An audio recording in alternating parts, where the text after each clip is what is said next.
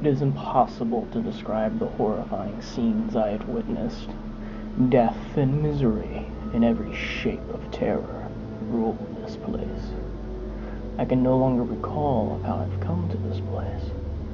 All I remember is the opaque, milky fumes of the opium in the murky den hazing a sweet, welcoming abyss. I awoke to dreadful screams in this endless night, at the feet of an old tree that leaked foul-smelling fluids. I know not how to reach those poor souls, nor do I even want to.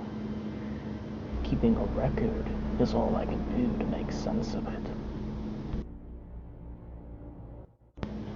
I discovered a hidden laboratory while running away from a monster. Its stocks are uncommonly plentiful. I observed shells of alkaloids, crates of silver syringes, piles of protective clothes, and a journal signed Vigo. Its pages are filled with notes on an ancient force that controls the nature of this place, that shapes it. I also noted a few drawings of the growing cankers I've seen on these trees. I've been obsessively deciphering Vigo's journal. His work is elegant, but erratic, drawing obscure conclusions from disjointed views. Most entries mention a powerful force, the Entity, which undergoes a purge that occurs once a year. During this period, the Entity is infested with Blight. According to Vigo, cankers bloom into pustulas, a type of flower that spurts putrid nectar, the thick fluid I saw oozing from the trees. The last pages of the journal mention a serum distilled from the nectar, but the pages detailing its effects and the preparation were torn out. I'm hiding in a dense strip of forest. I'm desperate to erase the distressful images engraved in my own mind. Last night, a disfigured man barged into the laboratory with a gruesome mechanical mouth and shred the walls into splinters. I barely escaped with my own life, and wounded my arm in the process. I have no options left. These monsters will find me no matter where I go. All I have is a journal filled with obscure promises of escape.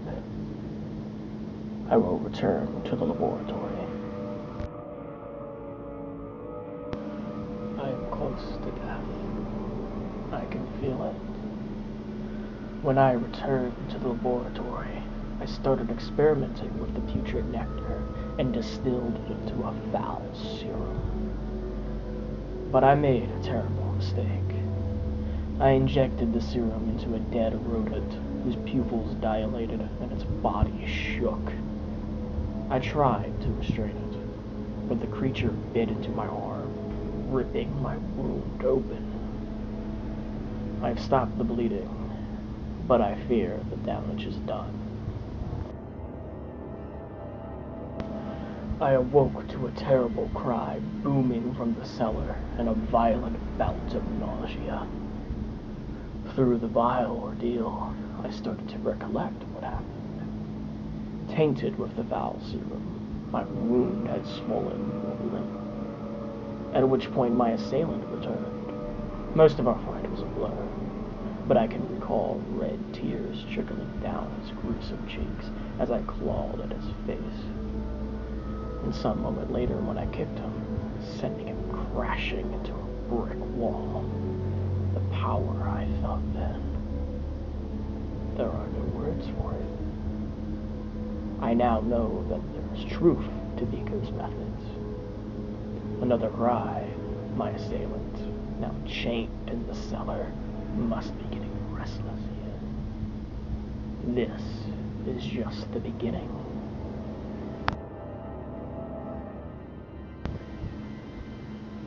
I should have foreseen his escape, given the potent dosage I administered him. But I suppose I needed to see the results. Pustula flowers are now blooming on the path leading to the laboratory. According to Vigo's journal, this rapid spread is a sign that the Blight is at its peak. Soon, there will be no more putrid nectar to extract. I slept very little. The acute throbbing in my wound sent me on a restless, agitated drowse. I have no strength left to be patient, and my distress fosters brutal methods. There are no lines I will not cross. I limited my rest to only a few minutes here and there. I cannot afford to be wasting time. Pustulas, once lush with nectar, were withering away at the roots of cankerous trees. I could only extract droplets from a few frail flowers. I'm running out of time. Based on Vigo's calculations, tonight is my last chance. I filled a syringe with the last drops of serum and injected it into my arm.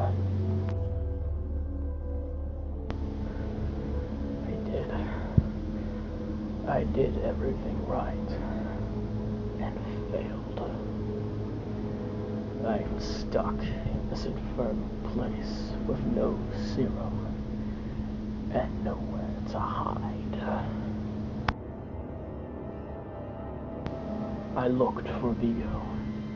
I shouted his name with no concern for the monsters lurking about. I need to find him. I picture the scene, etching a canvas of wild lines in my mind, focusing on the moon, and I know something is off.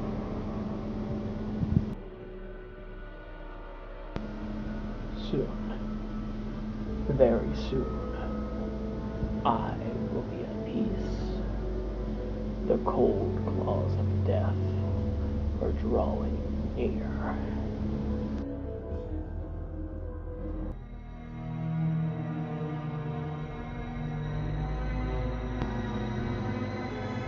It's here. The entity is here.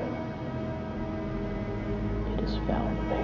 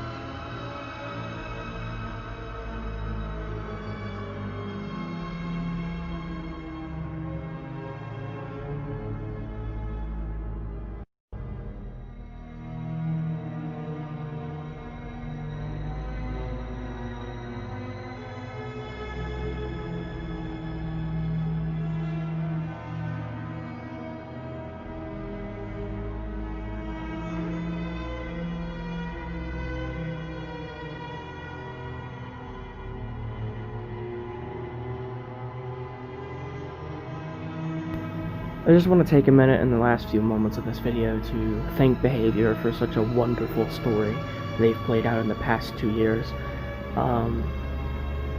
Many of us have stayed devoted to it, and we loved each year coming to find out more and more about the alchemist, who we know is now Talbot Grimes. And it's been quite a long road, and I mean, in 2 years you told such a wonderful story about addiction and how it leads into madness and how Talbot just he falls. I don't have words for it. I'm not the best person with words, but to those who get what I mean, you know. So thank you, Behavior. It's been a wonderful trip.